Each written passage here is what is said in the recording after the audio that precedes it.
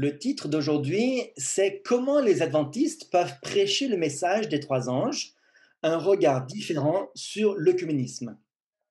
Alors, le verset que nous avions, le verset d'introduction, se trouve dans Apocalypse 14, verset 6, qui nous dit: Je vis un autre ange qui volait par le milieu du ciel, ayant un évangile éternel pour l'annoncer aux habitants de la terre, à toute nation, à toute tribu, à toute langue et à tout peuple.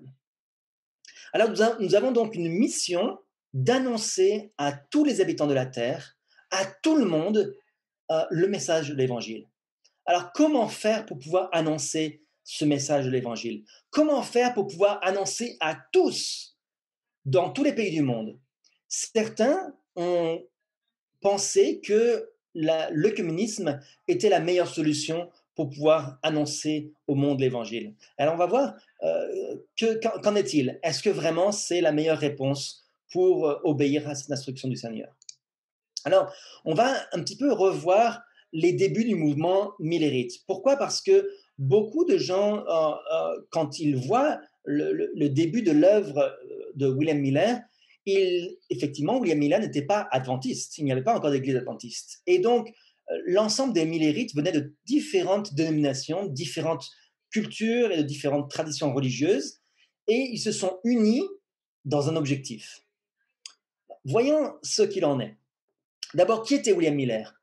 William Miller est né en 1782 et dans son enfance, il avait été élevé de manière religieuse, mais durant l'adolescence, il s'est mis à fréquenter des jeunes déistes euh, qui estimaient que la Bible était un livre démodé. Donc, tout simplement, il a perdu confiance dans la parole de Dieu.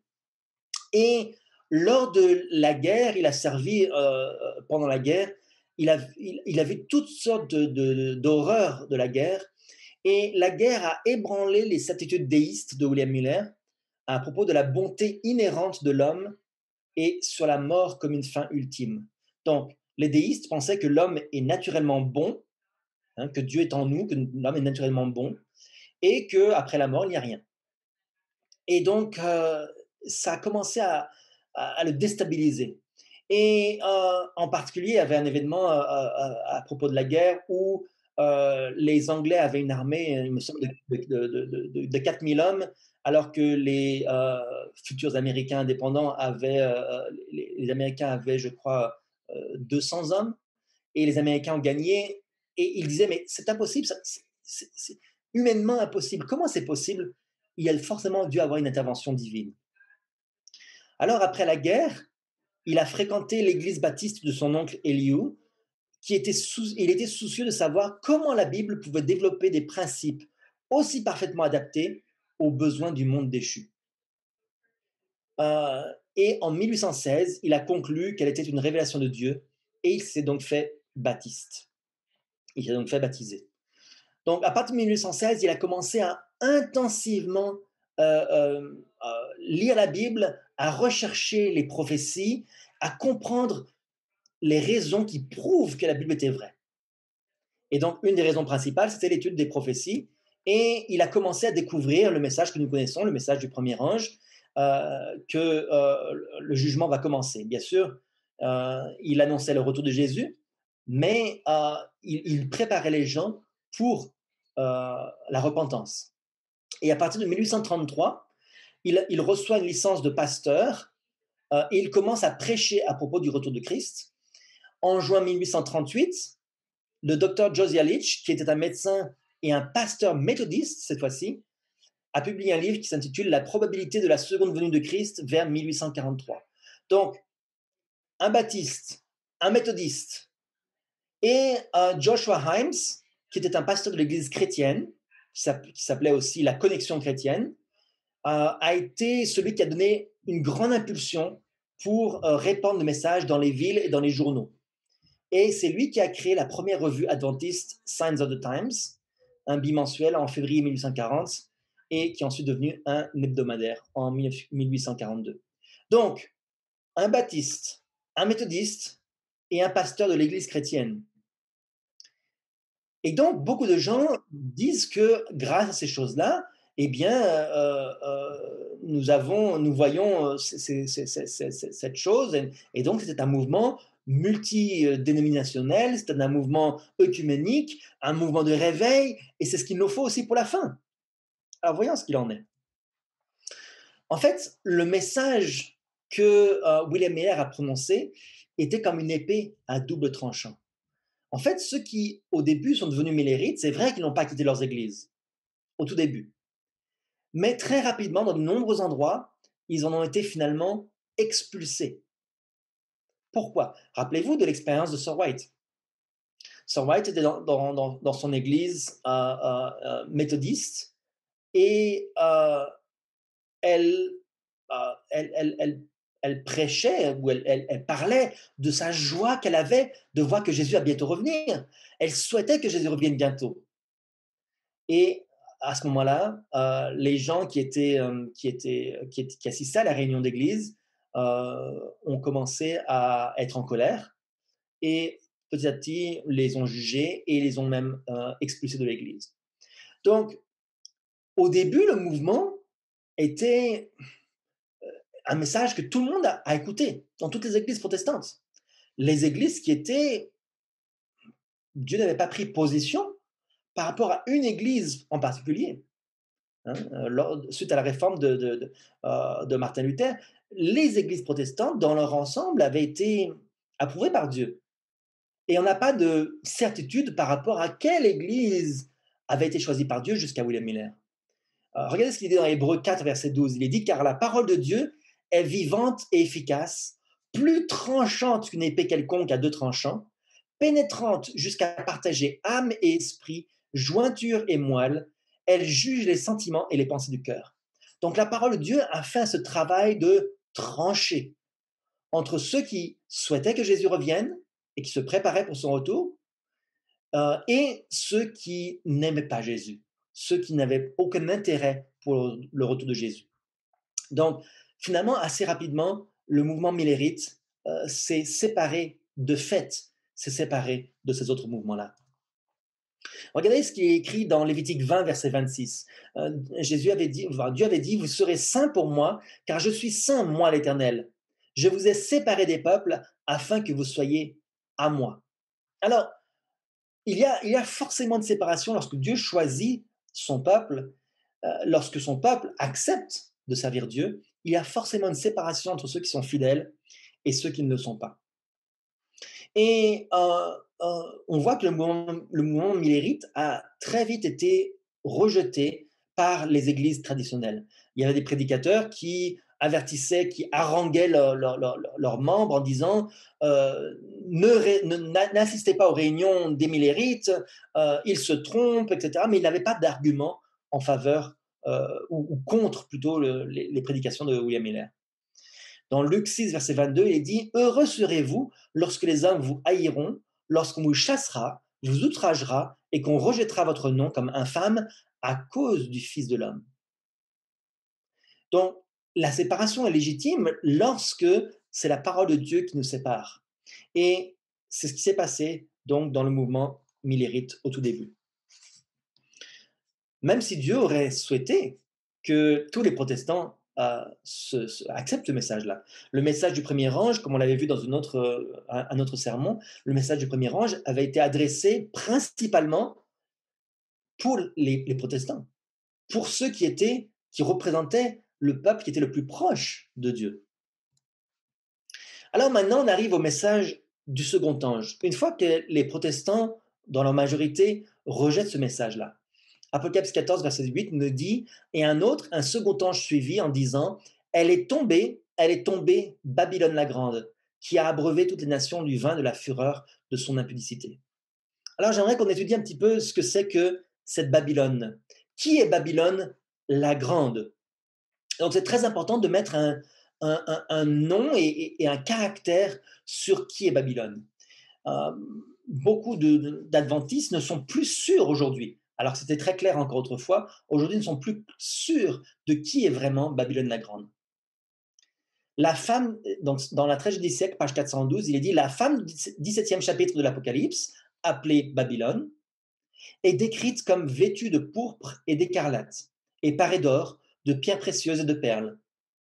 Elle tenait dans sa main une coupe d'or remplie d'abominations et des impuretés de sa prostitution. Sur son front est écrit un nom, un mystère, Babylone la grande, la mère des impudiques. Le prophète poursuivit, je vis cette femme ivre du sang des saints et du sang des témoins de Jésus. Il est dit de plus que Babylone est la grande ville qui a la royauté sur les rois de la terre. La puissance qui, durant tant de siècles, a exercé un règne despotique sur tous les monarques de la chrétienté, c'est Rome. Alors, déjà, clairement, quand on voit une femme dans la prophétie, vous savez qu'une femme décrit une église, un mouvement religieux. Une femme pure décrit une église pure et une femme prostituée représente une église déchue. Alors le passage continue. Il est dit la pourpre et l'écarlate, l'or, les pierres précieuses et les perles dont cette femme est parée rappellent d'une manière frappante la magnificence et la pompe plus que royale de la cour de Rome. En outre, aucun pouvoir humain n'a été ivre du sang des saints, comme l'Église qui a si cruellement persécuté les disciples de Jésus-Christ. Babylone est aussi accusée de relations illicites avec les rois de la terre. En s'éloignant de Dieu et en s'alliant avec les païens, l'Église juive était devenue une prostituée. Or, en recherchant l'appui des pouvoirs de la terre, Rome s'est rendue coupable du même péché et encourt la même inculpation. Alors, on voit ici que Babylone, c'est bien sûr clairement associé à l'Église de Rome, donc l'Église catholique, romaine et apostolique, d'après le titre officiel qu'il se donne. Et, mais c'est aussi un caractère. C'est aussi tous ceux qui vont agir de la même manière que l'Église juive qui s'associe avec les païens en s'éloignant de Dieu. De la même manière, Rome s'est aussi rendu coupable du même péché, donc s'est associé avec les païens pour obtenir le pouvoir séculier. Hein. Et donc, on voit que c'est toujours les mêmes critères. Bien sûr, Babylone la Grande représente l'Église catholique romaine. Mais alors, qu'en est-il de ses filles? Le passage continue toujours dans le même chapitre de Tragédie des siècles et dit Babylone est appelée la mère des impudiques. Ses filles représentent évidemment les églises qui s'attachent à ses doctrines et à ses traditions, et qui, comme elle, sacrifient la vérité et l'approbation de Dieu pour contracter une alliance illicite avec le monde. Le message annonçant la chute de Babylone concerne des organisations religieuses qui, autrefois pures, se sont corrompues. Donc vous voyez ici que le message de Babylone, c'est un message euh, de contamination de la doctrine. Ce sont des églises qui vont sacrifier la vérité au profit de la puissance séculière pour pouvoir obtenir une position, pour pouvoir obtenir un pouvoir. Et donc, l'Église catholique est la mère, mais ses filles, ce sont toutes les églises qui vont s'attacher à suivre la même chose, qui autrefois pures se sont corrompues. On ne parle pas d'autres églises qui sont déjà corrompues depuis le début, qui sont des églises païennes ou des choses comme ça. On parle des églises qui étaient approuvées par Dieu au départ et qui se sont corrompues par la suite. Regardez, le passage continue, il est dit étant donné que ce message suit la proclamation de l'heure du jugement et se rapporte au dernier jour, donc par rapport à l'Apocalypse, chapitre 14 et chapitre 18 aussi, il ne peut désigner l'Église catholique seule, tombée il y a des siècles. Donc lorsqu'on parle de Babylone la Grande, c'est clairement l'Église catholique. Mais lorsqu'on dit qu'elle est tombée, ce n'est pas seulement l'Église catholique qui est tombée, puisqu'elle est tombée il y a des siècles. C'est aussi les autres églises qui ont suivi le même modèle. En outre, le passage continue, en outre, au 18e chapitre, le peuple de Dieu est invité à sortir de Babylone. D'après ce passage, nombre d'enfants de Dieu se trouvent encore dans Babylone.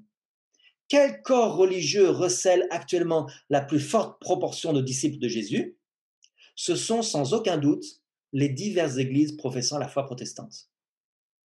Donc, ici, de quelle Babylone est-ce qu'on parle? Lorsque l'on dit Babylone est tombée, lorsque le deuxième message angélique est prononcé et annonce la chute de Babylone, ce n'est pas seulement l'Église catholique, puisqu'elle a chuté à l'époque des protestants, du développement de l'Église protestante, Ici, ce sont les protestants qui eux-mêmes, à leur tour, chutent. Et lorsqu'ils ont refusé le message du jugement, du fait qu'il fallait se préparer pour la venue de Jésus, le message de William Miller, ces églises-là ont scellé leur sort en refusant officiellement de suivre ce message-là et en prêchant contre le message. Dans la tragédie des siècles, à la page 414, il est dit: un grand nombre d'églises protestantes suivent l'exemple de Rome dans son commerce impur avec les rois de la terre. Les églises nationales, en s'alliant avec les gouvernements civils, puis d'autres églises, en recherchant la faveur du monde. Le terme Babylone, confusion, convient bien à ces corps religieux qui, professant tous puiser leur doctrine dans les Écritures, sont fractionnés en sectes innombrables aux croyances et aux théories contradictoires. Alors, euh, la plus grande preuve du caractère de Babylone, c'est la recherche du pouvoir civil, donc s'allier avec les gouvernements civils, et avec d'autres églises. Ce sont les deux choses qui font que le caractère de Babylone va s'imprégner dans les autres églises aussi. Donc là, on parle des églises protestantes, qui suivent le même modèle que Rome. Et c'est pour ça qu'elles sont confuses. Pourquoi elles sont confuses? Parce que le terme Babylone, on va le voir dans un instant, mais le terme Babylone, c'est le terme de confusion. Alors, le passage continue encore un petit peu, il est dit, pourquoi Babylone est tombée? Quelle est la raison principale? Parce que même une église qui est un peu confuse, Dieu ne va pas l'abandonner comme ça. Pourquoi est-ce qu'elle est tombée? Il dit, quelle fut l'origine de la grande apostasie? Comment l'église s'est-elle éloignée au 1er siècle de la simplicité de l'évangile? C'est en adoptant les pratiques païennes afin de faciliter la conversion des païens. Donc là, vous commencez à peut-être un peu à voir quelle est mon opinion à propos de l'œcuménisme. Qu'est-ce que je pense de l'œcuménisme? Mais c'est pas moi seulement, c'est ce que la parole inspirée dans la tragédie des siècles nous dit à propos de l'œcuménisme. Donc, en adoptant les pratiques païennes afin de faciliter la conversion des païens, c'est pour cela que Babylone est tombée. Babylone la Grande, la mère. Hein? Et, aujourd'hui, en quelques centaines d'années, en 2 siècles, regardez ce que l'apôtre Paul écrivait, au 1er siècle, le mystère de l'iniquité agit déjà. Pendant la vie des apôtres, l'Église resta relativement pure. Mais vers la fin du 2e siècle, la plupart des églises se transformèrent, la simplicité première disparut, et insensiblement, à mesure que les anciens disciples descendaient dans la tombe, leurs enfants, en compagnie des nouveaux convertis, entrèrent en scène et donnèrent une forme nouvelle à la cause. Donc très rapidement, lorsque les pionniers disparaissent, très rapidement, l'Église a commencé à chuter, en à peu près 200 ans. Et ils ont adopté des pratiques païennes. Alors, sous prétexte d'aider à la conversion des païens. C'est une bonne idée, bien sûr, puisqu'on l'a vu, notre verset clé au début, c'était de donner le message de l'Évangile au monde entier. Mais sous ce prétexte-là, ils ont fait rentrer des pratiques païennes dans l'Église. Regardez, il est dit, pour obtenir des conversions, on abaissa le niveau de la foi chrétienne. Le paganisme inonda l'Église et y introduisit ses coutumes, ses pratiques et ses idoles. Assuré de la faveur et de l'appui des princes, le christianisme fut nominalement accepté par les foules, dont un grand nombre d'individus, apparemment chrétiens, restaient réellement païens et continuaient d'adorer leurs idoles en secret. Donc, pour pouvoir faire grossir l'Église, pour avoir plus de pouvoir, parce que rappelez-vous, l'objectif de Babylone, c'était d'avoir le pouvoir civil. Et plus on est nombreux, plus on a de la force. Comme on dit, hein, l'union fait la force.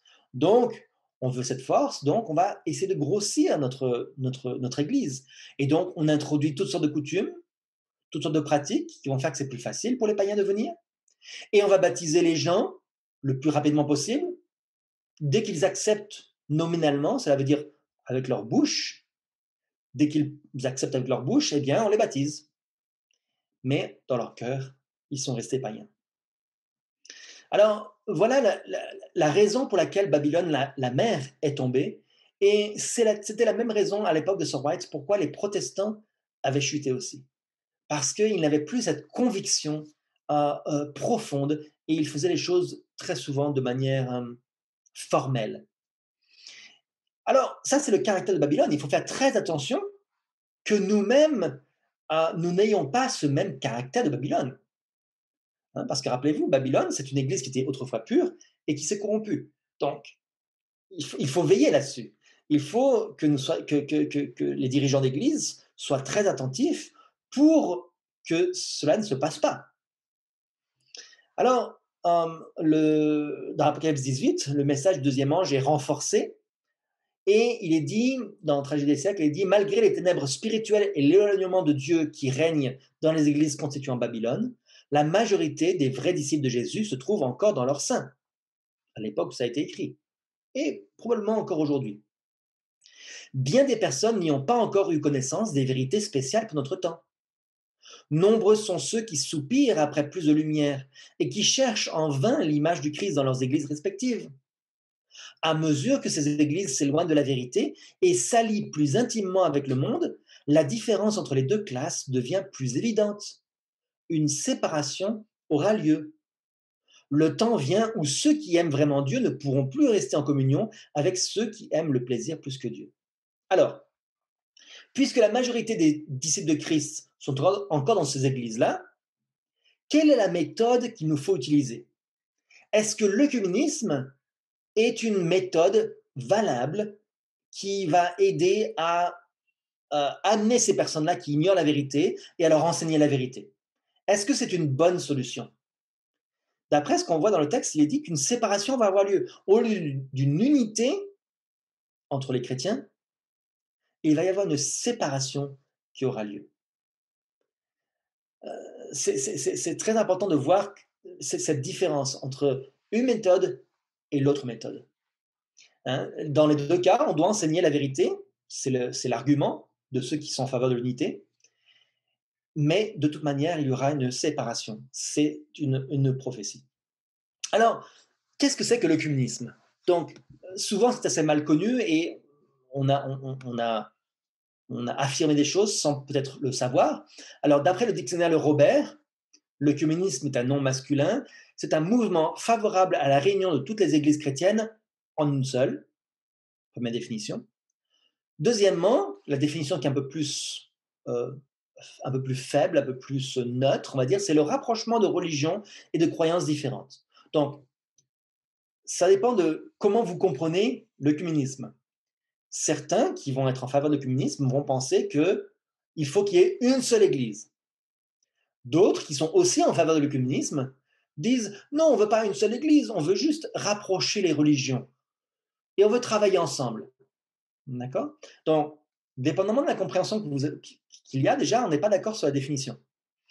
Et on va voir qu'il y a un mouvement œcuménique qui a un objectif en particulier.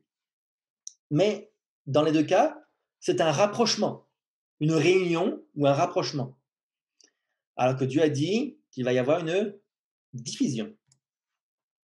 Quelle est l'étymologie du mot œcuménisme? C'est un mot dérivé de écumène ou écoumène, l'ensemble des terres habitées, avec le suffixe isme qui veut dire doctrine, soit le sens de doctrine dans l'ensemble des terres habitées. C'est l'idée, une même doctrine dans l'ensemble des terres habitées, dans le sens de universel. Nous, aujourd'hui, on dirait universel ou doctrine universelle.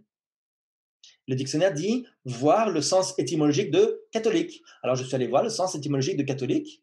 Catholique veut dire, je le savais déjà, mais catholique veut dire, c'est issu du grec ancien catholikos, qui veut dire général ou universel. Donc, l'Église catholique, en fait, le nom de l'Église catholique, cela veut dire Église universelle. Donc, l'objectif, ou le nom même d'une Église représente leur objectif. Le nom de notre Église est Église adventiste du 7e jour, mouvement de réforme. Donc, adventiste veut dire qu'on attend la venue de Jésus. Du 7e jour, c'est qu'on adore le jour du sabbat. Mouvement, c'est qu'on est actif. Et réforme, c'est qu'on veut revenir conformément aux instructions de Dieu précédemment. Donc, l'Église catholique romaine, leur objectif, c'est d'être une Église universelle, d'avoir une seule doctrine sur la terre entière. Ça, c'est leur objectif. Gardons toujours ça en tête. C'est la seule église, à ma connaissance, qui a le nom universel dans leur nom. Enfin, peut-être que d'autres en ont, mais en tout cas beaucoup plus petites et beaucoup moins importantes que l'Église catholique. Alors, donc, ce mouvement œcuménique, leur objectif, c'est d'avoir un impact universel, qui est le même objectif que l'Église catholique. D'après Wikipédia, l'œcuménisme est un mouvement interconfessionnel qui tend à promouvoir des actions communes entre les divers courants du christianisme. C'est pas vraiment avec d'autres églises, au début en tout cas, en dépit de leurs différences doctrinales, avec pour objectif l'unité visible des chrétiens. Donc, l'objectif de l'œcuménisme, c'est d'être ensemble malgré les différences doctrinales. Donc, d'avoir une base commune pour tous, malgré les détails, ils vont les appeler des détails doctrinaux, euh, mais d'avoir un socle commun pour être unis. Rappelez-vous l'objectif ou plutôt ce qui a causé la perte de Babylone, c'était le désir d'unité. Unité, pour quelle raison? Alors, regardez ce qu'il est dit. Par exemple, voilà un des accords concrets que le mouvement œcuménique va obtenir. Il y a un document qui s'appelle la Déclaration commune concernant la justification, qui a été signée en 1999 par des représentants officiels de l'Église catholique et deux fédérations d'églises protestantes, luthériens et méthodistes. Et ils ont déclaré sur la question de la justification, est-on sauvé par les œuvres ou par la foi? Voilà ce qu'ils annoncent. Ils font une phrase qui va rassembler les trois mouvements religieux principaux, donc catholique, luthérien et méthodiste. Ils disent: nous confessons ensemble que la personne humaine est, pour son salut, entièrement dépendante de la grâce salvatrice de Dieu. Tout en ayant une vision quand même séparée, parce que les catholiques disent: nous sommes sauvés par la grâce, mais les œuvres de la foi, en particulier les œuvres charitables, nous donnent accès au salut. Et les protestants disent: les œuvres sont un fruit du salut et ne sont pas nécessaires pour le salut. Donc, il y a deux compréhensions différentes, mais ils déclarent une position commune qui satisfera tout le monde. Et les réformés et les anglicans rejoignent la déclaration en 2017. Donc, quand je dis les réformés, c'est l'Église protestante réformée. Ce n'est pas l'Église mouvement de réforme adventiste. Donc, les réformés et les anglicans rejoignent cette déclaration-là. Et donc, déjà, rien que ça, il manque juste les évangéliques, les nouvelles églises, on va dire, plus modernes, et les baptistes. Mais à part ça, une grande partie des protestants sont déjà réunis. Et cette signature de ce document-là a été faite, alors je ne vous ai pas mis les détails ici, mais ça a été fait de manière très symbolique, à une date très symbolique, et à l'église de Wittenberg. Donc en Allemagne, là où Martin Luther avait cloué sur les portes de l'église ses thèses contre l'église catholique, sur le sujet de la justification, justement. Et donc, le résultat de cela, c'est que maintenant, ces églises-là et les catholiques disent: il n'y a plus de raison d'être divisés. Nous avons la même foi. Nous pouvons maintenant marcher ensemble. Nous ne sommes plus le schisme qu'il y a eu entre les protestants et les catholiques est maintenant refermé. Et nous pouvons maintenant marcher ensemble.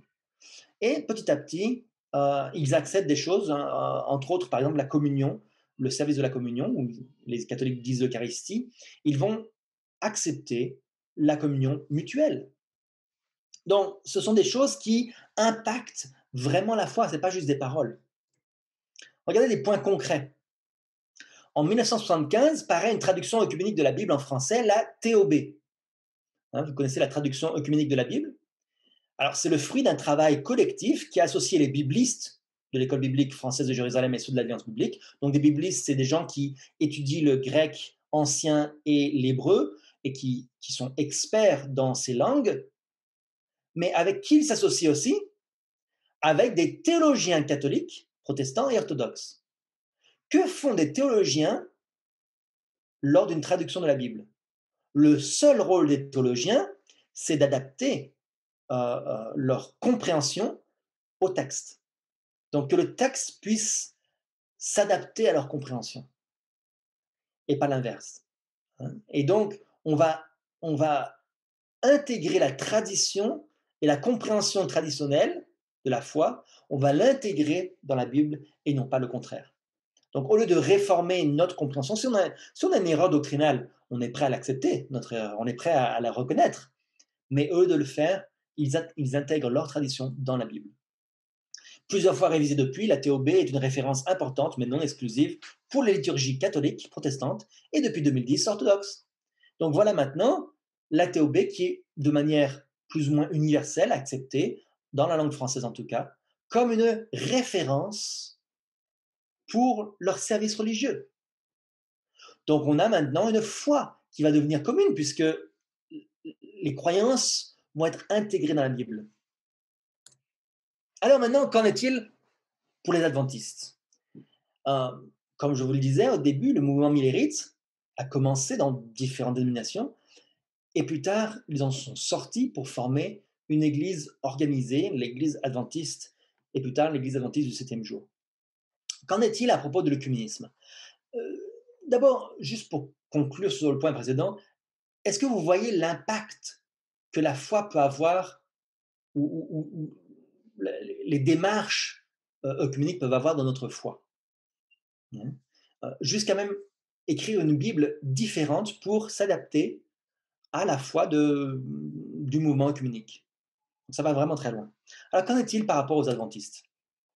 Voilà la position officielle de l'Église adventiste. Je vous encourage à lire l'article complet, vous aurez un peu plus de détails, mais j'ai sélectionné un paragraphe assez représentatif, je trouve, dans l'introduction, qui dit d'une manière générale, on peut dire que si l'Église adventiste du septième jour ne condamne pas complètement le mouvement œcuménique, et sa principale manifestation organisationnelle, le Conseil œcuménique des Églises, elle a néanmoins critiqué divers aspects et activités.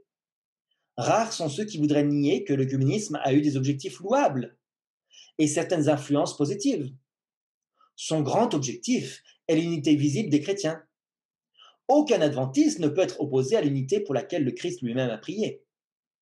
Le mouvement œcuménique a favorisé les relations interconfessionnelles plus harmonieuses, avec plus de dialogue et moins de difficultés, et a contribué à éliminer les préjugés non fondés.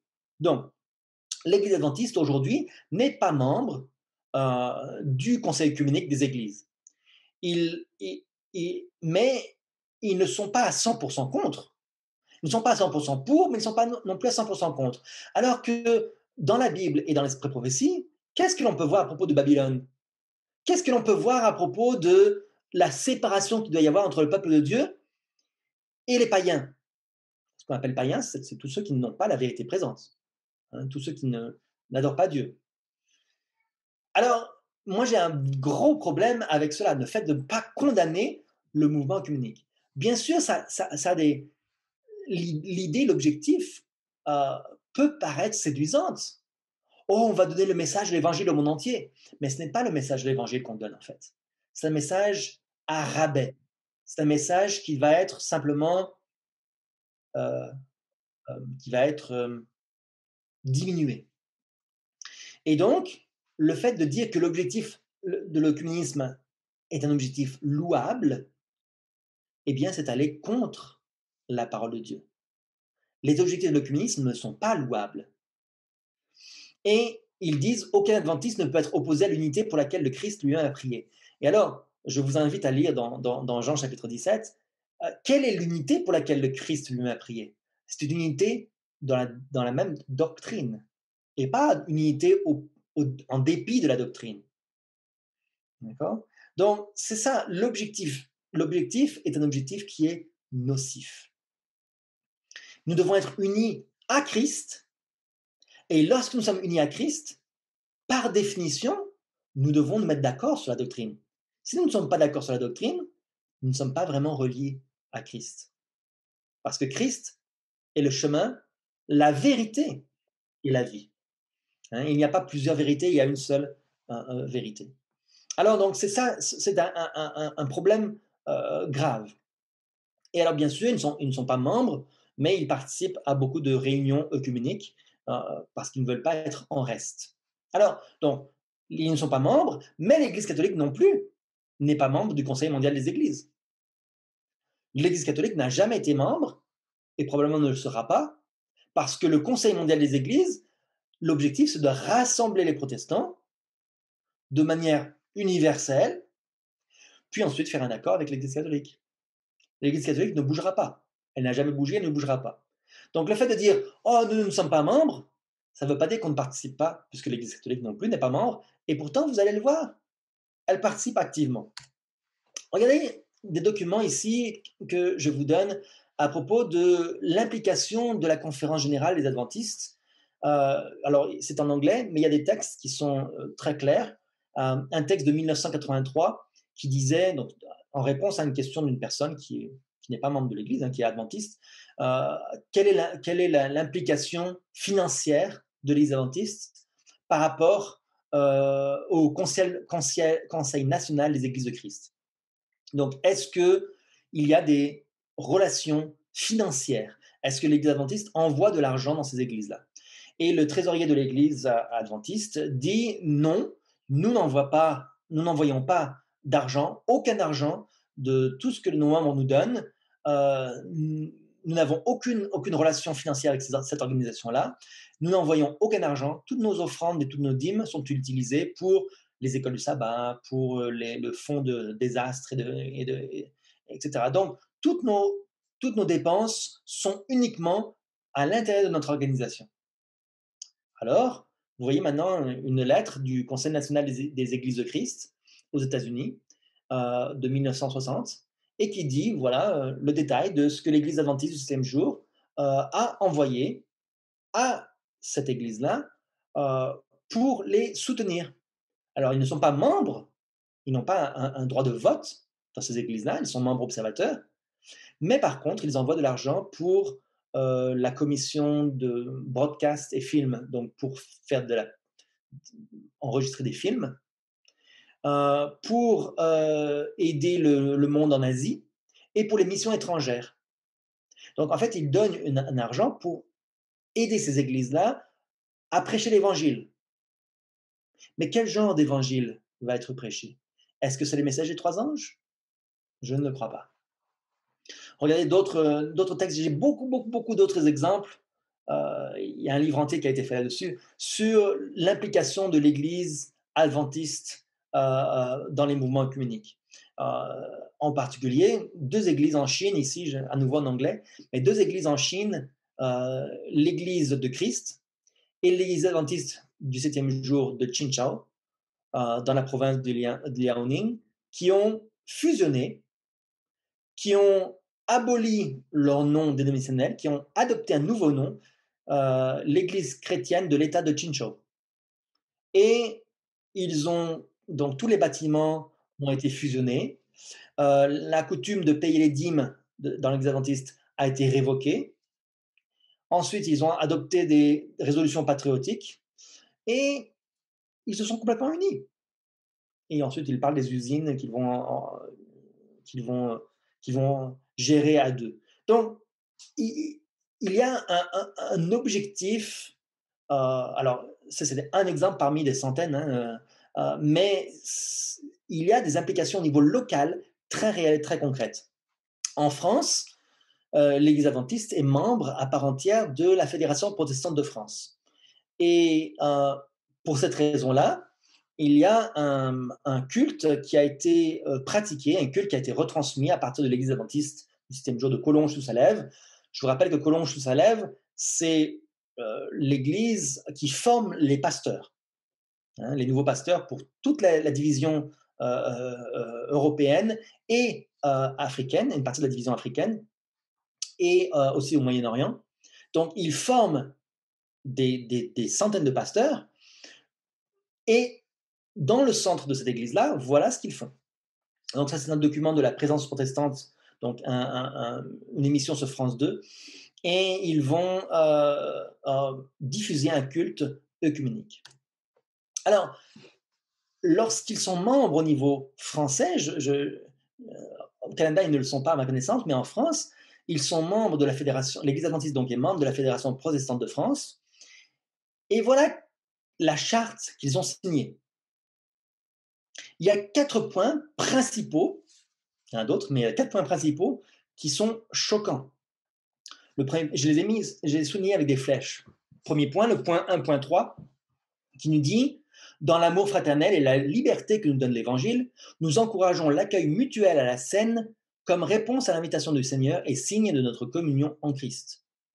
Donc, la Sainte Seine est ouverte à tous, membres et non-membres d'Église, des protestants, peuvent venir et communier avec le corps de Christ.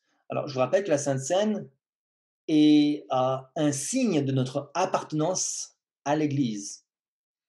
Lorsque, ça sera notre sujet sur la Sainte Seine, mais je vous encourage à vous rappeler et à rechercher quelle était la pratique des adventistes d'autrefois. Deuxième point, dans le paragraphe 1.5, il est dit, là où la flèche est présentée, il est dit: aucun de nous n'est possesseur de la parole et de la vérité de son interprétation, mais tous nous sommes appelés à nous laisser transformer par cette parole pour grandir ensemble dans l'obéissance. Donc, qu'est-ce que ça veut dire? Ça veut dire que nous n'avons pas la vérité. Aucun d'entre nous n'a la vérité. Ensemble, nous allons travailler, mais nous ne pouvons pas dire que nous avons la vérité. Donc, c'est choquant, parce que mon Église, j'en suis persuadé, possède la vérité révélée de Dieu. Si Dieu a quelque chose de nouveau à révéler, il nous le révélera. Mais aujourd'hui, la vérité est dans l'Église. Et de dire que nous n'avons pas la vérité, alors qu'est-ce qu'on fait là? C'est vraiment choquant. Troisième point, il est dit pour permettre d'éviter toute action présentant un caractère de concurrence. Donc nous signons une charte pour éviter de nous concurrencer. En gros, on n'a pas le droit de faire du prosélytisme. Par exemple, d'aller prêcher dans une église protestante dans l'espoir qu'ils deviennent adventistes. C'est interdit. Hein, ils n'ont plus la possibilité de prêcher le message des 3 anges, parce que le message des 3 anges demande, entre autres, de sortir des églises babyloniennes, des églises déchues.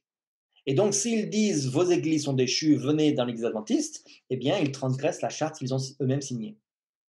Et le troisième point, accepter en cas de différend entre les églises, union d'églises, communauté, œuvre et mouvement, la médiation de la fédération pour la recherche d'une conciliation ou de la réconciliation.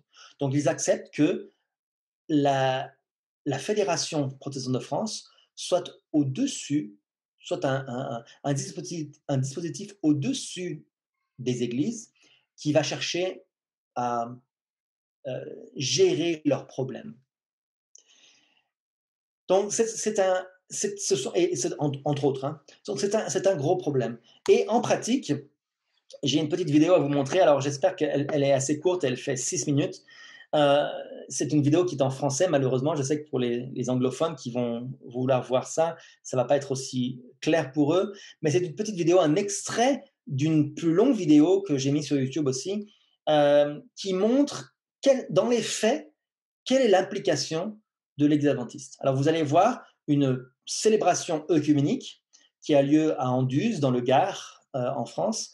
Et quelle est l'implication du pasteur adventiste Paeta, qui est le frère d'un ami que je connais bien, et comment en pratique ça se manifeste.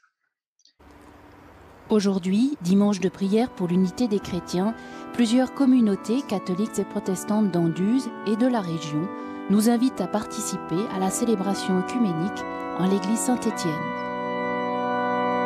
L'Église catholique d'Anduze accueille aujourd'hui les églises protestantes et orthodoxes de la région.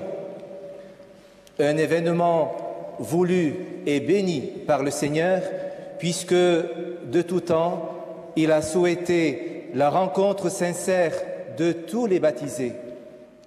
Commençons cette prière en invoquant le Dieu un, Père, Fils et Esprit Saint. Accueillons Dieu dans nos cœurs, comme Dieu nous accueille dans son cœur, par Jésus le Christ, notre Seigneur. Amen. Qu'il bénisse l'Église de Dieu avec sa grâce et nous unisse en Christ. Viens, Esprit Saint, remplis nos cœurs de grâce. Viens, Esprit Saint, libère-nous du doute et de la méfiance. Viens, Esprit Saint, donne-nous la foi pour avancer. Viens, Esprit Saint, change nos cœurs de pierre. Viens, Esprit Saint, apporte la justice de Dieu à notre monde. Viens, Esprit Saint, aide-nous à comprendre que nous sommes sœurs et frères. Viens, Esprit Saint, fais tomber l'une entre nous. Viens, Esprit Saint, accorde-nous tes dons pour que nous les partagions.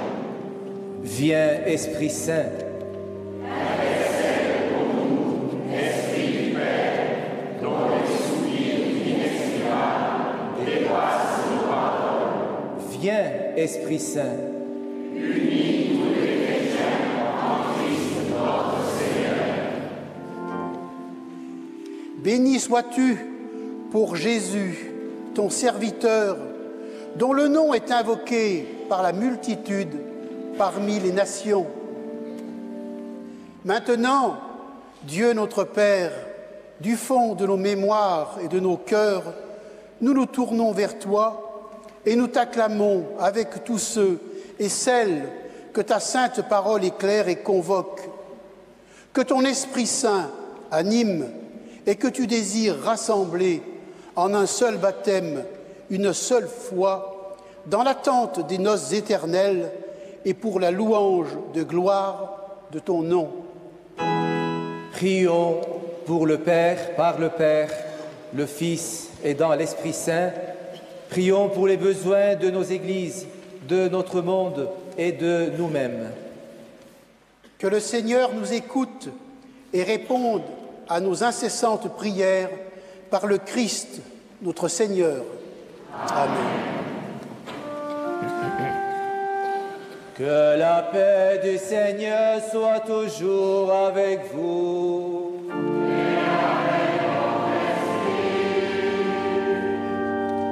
Les paroles de la confession de foi, selon le symbole des apôtres, contiennent de grands mystères.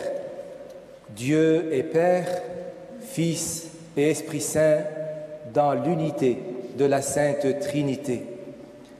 Accueillons ces paroles d'un cœur sincère et gardons-les pour avancer sur le chemin de l'unité.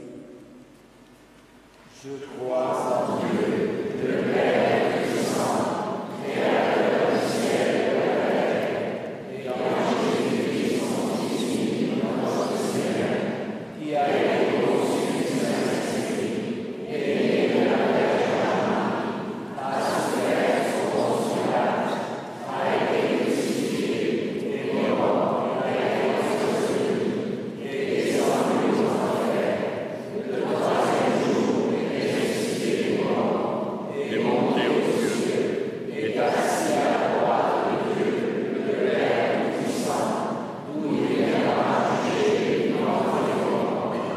Je crois en l'Esprit Saint, à la Sainte Église universelle, à la communion des saints, à la rémission des péchés, à la résurrection de la chair, à la vie éternelle. Amen.